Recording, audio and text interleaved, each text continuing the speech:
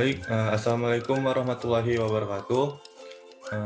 Salam, Om Swastiastu, Namo Buddhaya, salam kebajikan. Selamat pagi bagi teman-teman sekalian. Nah, adanya kita pada pagi hari ini berkumpul di lewat media Zoom ini untuk melaksanakan FGD kita dalam proyek MKWK, yaitu mata kuliah Bahasa Indonesia. Nah, sebelum masuk ke dalam pembahasan, ada baiknya kita perkenalkan diri kita terlebih dahulu. Sebelumnya, perkenalkan, nama saya Muhammad Farusain, NIM 210306111, Fakultas Pertanian. Di sini saya selaku moderator untuk perlancar FGD kita pada pagi hari ini. Nah, untuk teman-teman sekalian, saya persilahkan untuk melakukan perkenalan dirinya terlebih dahulu. Baik, perkenalkan, nama saya Yazidul Imandraha dari Fakultas Pertanian dengan Prodi Agroteknologi, NIM 210301218. Perkenalkan, nama saya Salsabila Siregar dari Fakultas Ilmu Sosial dan Ilmu Politik, Prodi Ilmu Kesejahteraan Sosial dengan NIM 210902019. Perkenalkan, nama saya Dika Konda, NIM 210308039 dari Prodi Teknik Pertanian dan Biosistem.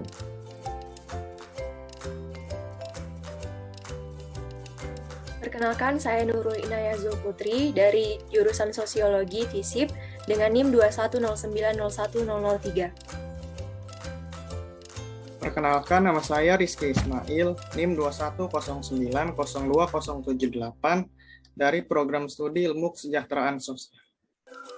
Saya Junesia Clarentis Marimari dengan NIM 210907058 dari Prodi Ilmu Administrasi Bisnis. Nama saya Jessica Rini Arianti Purba dari Prodi Teknik Pertanian dan Biosistem, Fakultas Pertanian dengan NIM 210308084. Nama saya Blum Perfauzan dari Prodi Ilmu Komunikasi, Fakultas Ilmu Sosial dan Politik dengan NIM 210904016.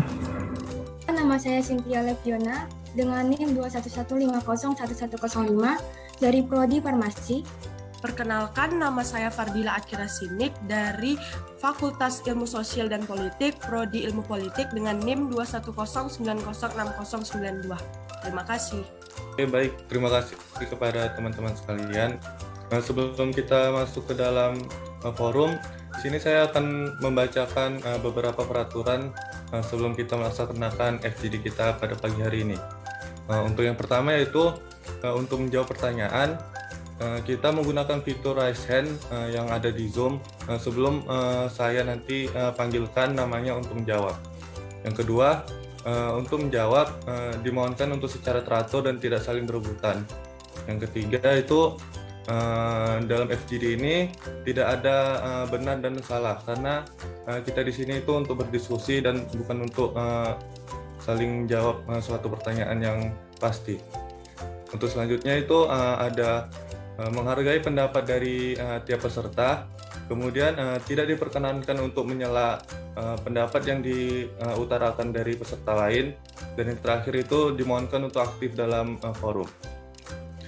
Baik, mungkin akan kita mulai FGD kita pada pagi hari ini. Nah, sebelumnya untuk FGD kita pada pagi hari ini itu kita mengusung tema yaitu berbahasa menyatukan kita. Kita memilih tema ini karena dapat kita lihat beragamnya bahasa yang ada di Indonesia, apakah itu mempengaruhi persatuan yang ada di Indonesia, ataukah itu mempengaruhi semakin kuatnya rasa persatuan yang ada di Indonesia. Baiklah, kita masuk ke dalam pertanyaan pertama. Apa sih menurut peserta sekalian, apa sih pentingnya bahasa dalam kehidupan kita? Untuk peserta, saya izinkan untuk menjawab. Baik, kepada Kak Nurul Inayah, saya persilahkan. Baik, terima kasih moderator atas kesempatannya. Apa pentingnya bahasa dalam kehidupan? Jadi bahasa secara umum merupakan sarana komunikasi bagi manusia. Bahasa merupakan pembeda antara manusia dengan binatang dalam berkomunikasi.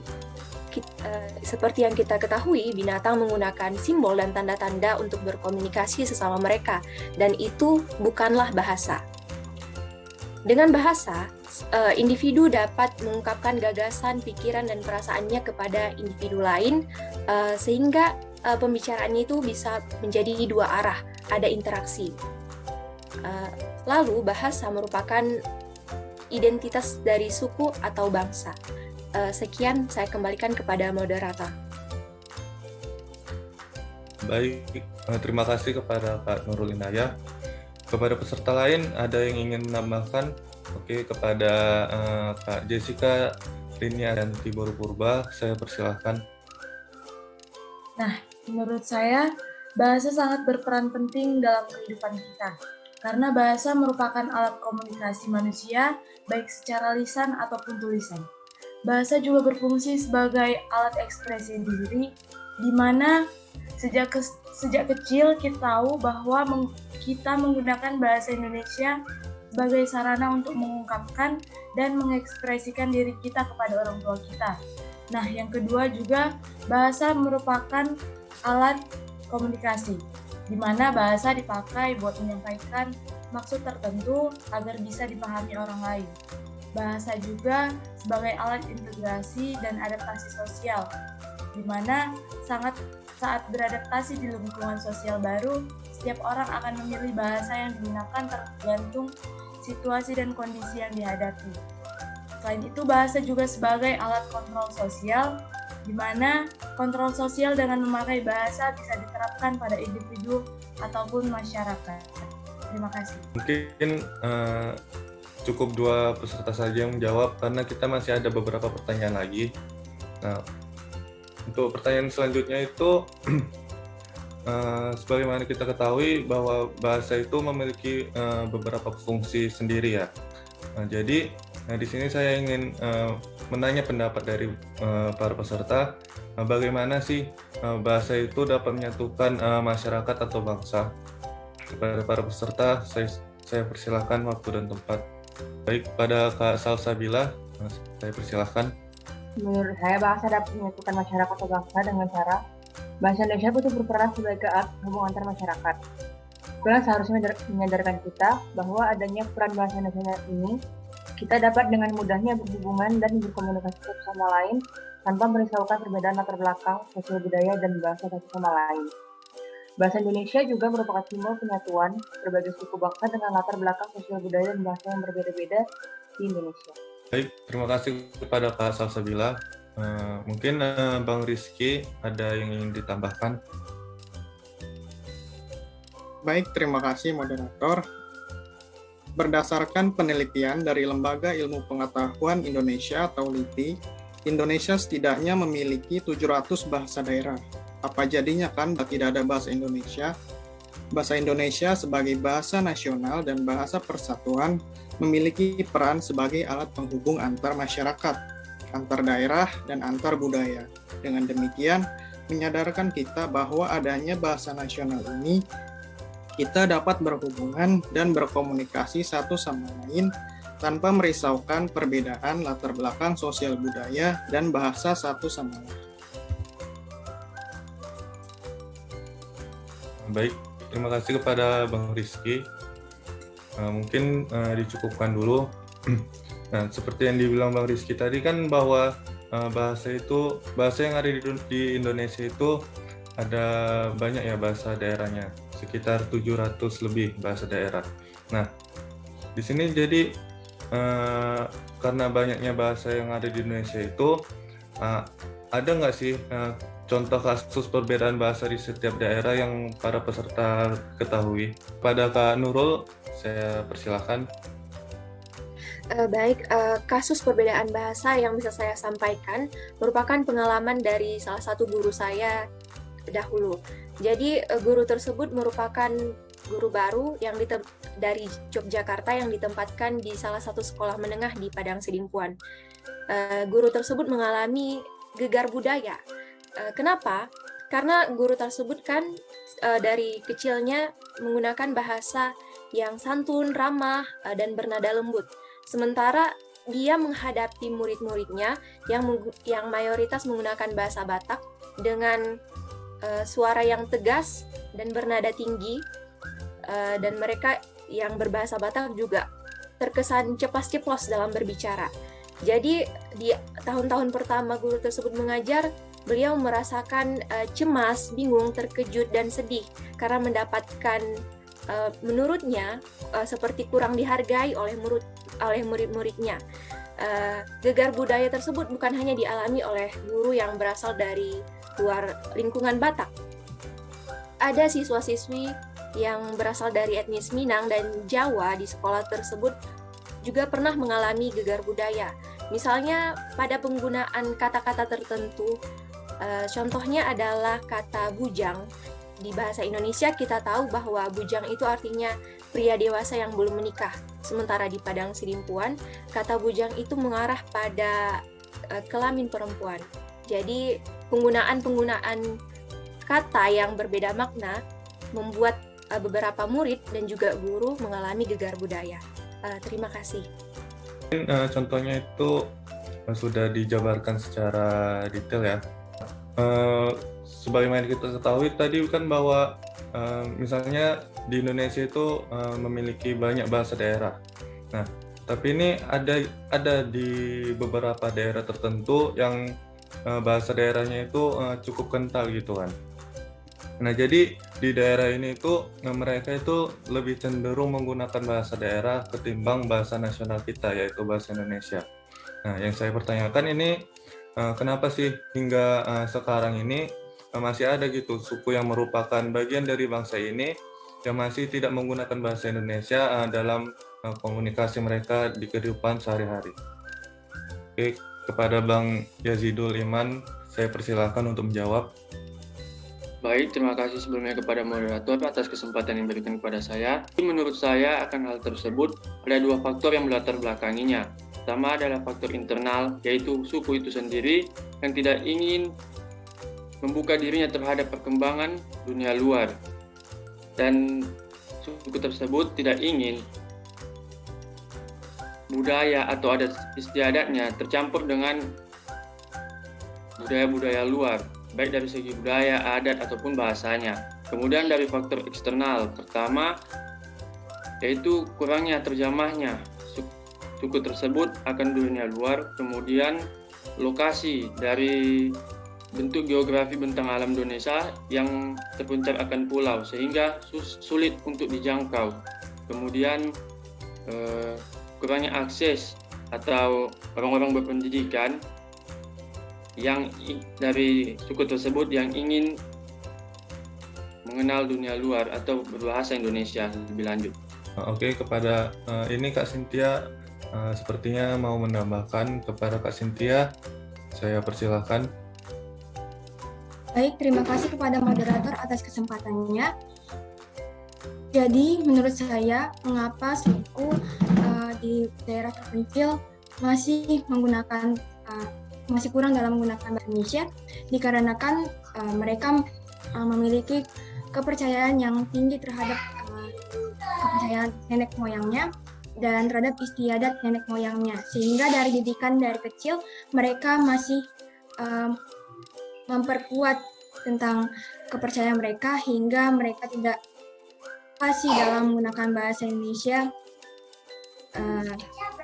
dan hanya mementingkan untuk sukunya mereka sendiri dan tidak membuka diri atas dunia luar serta budaya-budaya dari luar dari suku mereka sendiri. Terima kasih. Baik, terima kasih kepada Kak Cynthia. Kepada peserta lain ada yang ingin menambahkan mungkin? Kepada Bang Diva Iswanda dulu. Saya persilahkan untuk menjawab. Terima kasih kepada moderator. Kenapa ada suku yang merupakan bagian dari bangsa kita masih tidak menggunakan bahasa Indonesia? Menurut saya itu ada dua faktor. Yang pertama yaitu faktor lingkungan. Faktor lingkungan itu seperti masyarakat yang sehari-hari masih menggunakan bahasa daerahnya masing-masing untuk keseharian bahasanya. Dan yang kedua yaitu faktor untuk melestarikan budaya suku-suku yang ada di Indonesia. Sekian dan terima kasih. Baik, terima kasih kepada Bang Dipa. Mungkin Bang Abdullah ada yang ingin menambahkan, Bang? Baiklah, terima kasih atas kesempatannya. Baiklah, saya menjawab pertanyaan dari kenapa setiap suku itu masih sering menggunakan bahasa daerah itu sendiri daripada menggunakan bahasa Indonesia. Yang pertama, dari segi pengetahuan, karena kurangnya pendidikan yang ada di dalam suku tersebut dan lingkungan masyarakat yang sekitar, kurangnya pengetahuan dengan bahasa Indonesia, sehingga membuat mereka kurang memahami akan arti bahasa Indonesia itu sendiri, yang artinya sebagai pemersatu bangsa Indonesia, sehingga membuat suku tersebut menggunakan bahasa suku itu sendiri. Yang kedua, rasa kurang sadar antara suku tersebut sebagai bangsa Indonesia, karena bahasa Indonesia adalah sebagai bahasa persatuan bangsa Indonesia. Mungkin sekian dari saya. Oke, baik. Kepada Bang Abdullah Mukhtar, terima kasih. Mungkin segitu saja pendapat-pendapat dari para peserta. Untuk pertanyaan terakhir ini, menurut para peserta ini, ada nggak sih contoh kesalahan dalam penggunaan bahasa Indonesia yang dilakukan dalam kehidupan sehari-hari? Baik, kepada Kak Fardila, saya persilahkan. Baik, terima kasih kesempatannya moderator. Mengingat waktu, jadi saya juga menyingkat jawaban saya. Yang saya ketahui dari kesalahan penggunaan bahasa Indonesia itu pertama ada pengucapan ya.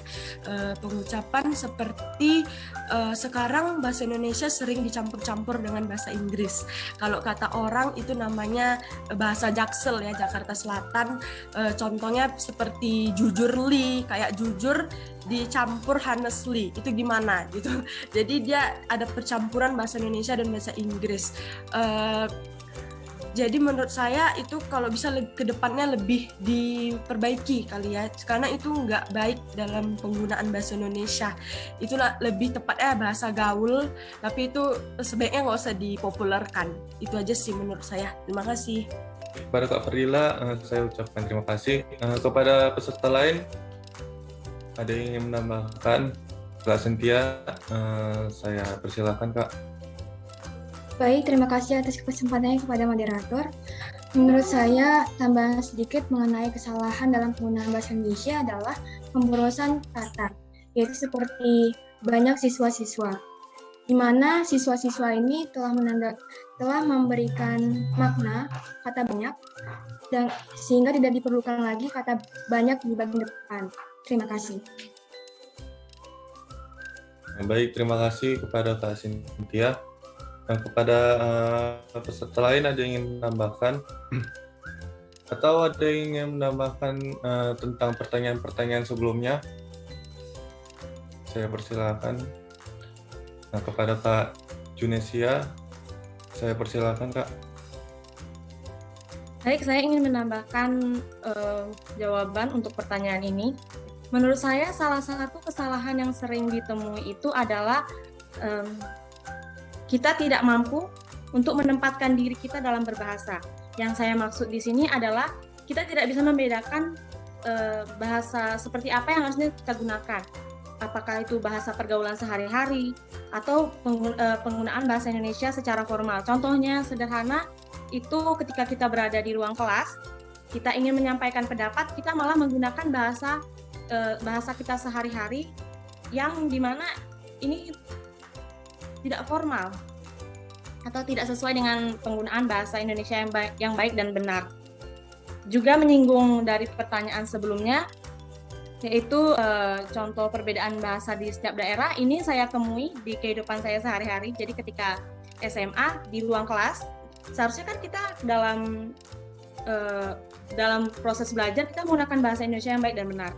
Tetapi karena saya tinggal di Jambi, kami malah terkadang menggunakan dialek Jambi. Jadi kalau dialek Jambi itu ada akhiran O di setiap pengucapan kata. Contoh katanya apo, siapo gitu.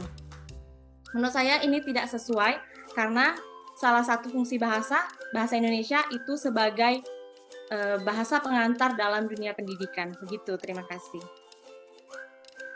Saya ucapkan terima kasih kepada para peserta yang telah menjawab. beberapa pertanyaan yang saya ajukan. Mungkin sampai sini aja FGD kita pada kali ini. Mengingat beberapa pertanyaan yang telah dijawab oleh beberapa peserta sudah cukup memuaskan ya. Nah, jadi mungkin kesimpulan yang dapat saya ambil, nah yaitu yang pertama itu bahasa itu kan secara umum merupakan suatu sarana komunikasi manusia untuk berkomunikasi dengan bahasa individu, dapat berinteraksi dengan individu lain dan mengungkapkan gagasannya, ekspresi dan lain sebagainya. Kemudian itu bahasa itu adalah cara atau alat komunikasi masyarakat untuk berhubungan dan berkomunikasi tanpa adanya hambatan latar belakang sosial budaya yang berbeda-beda di Indonesia. Nah, kemudian untuk contoh-contoh kasus perbedaan bahasa di setiap daerah tidak menjadikan Indonesia menjadi terpecah belah, karena kita memiliki bahasa Indonesia sebagai bahasa nasional, sebagai bahasa pemersatu di setiap daerah kita. Nah, kemudian itu untuk kesalahan-kesalahan bahasa Indonesia itu juga terdapat beberapa kesalahan yang ada, tapi tidak menutup kemungkinan bahwa bahasa yang terdapat kesalahan-kesalahan itu masih dapat kita perbaiki dengan seiring berjalannya dengan waktu. Nah, kemudian kita itu sebagai warga negara Indonesia haruslah cinta terhadap bahasa Indonesia. Nah, cinta terhadap bahasa Indonesia ini artinya itu harus mengenal, memahami dan menggunakan bahasa Indonesia sesuai dengan kaidah penggunaan bahasa Indonesia yang baik dan juga yang benar. Nah, penggunaan bahasa yang baik artinya itu kita harus menggunakan bahasa Indonesia secara komunikatif, sesuai dengan sosial, budaya, pendidikan, dan juga lingkungan dimanapun kita berada. Nah, mungkin cukup sekian kesimpulan yang dapat saya berikan. Lebih dan kurangnya saya mohon maaf. Baik, kita tutup FGD kita pada kali ini. Wassalamualaikum warahmatullahi wabarakatuh.